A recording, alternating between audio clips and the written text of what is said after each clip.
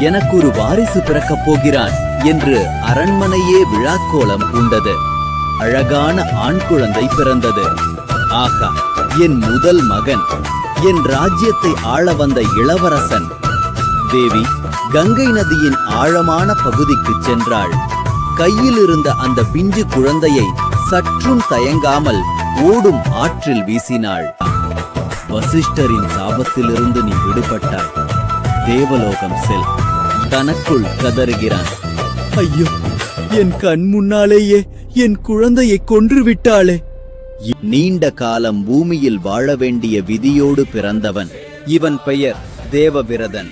இந்த கதையின் முழு விவரங்களையும் நம்ம சேனல் பிளேலிஸ்ட்ல உள்ள வீடியோவை பார்த்து தெரிந்து கொள்ளுங்கள்.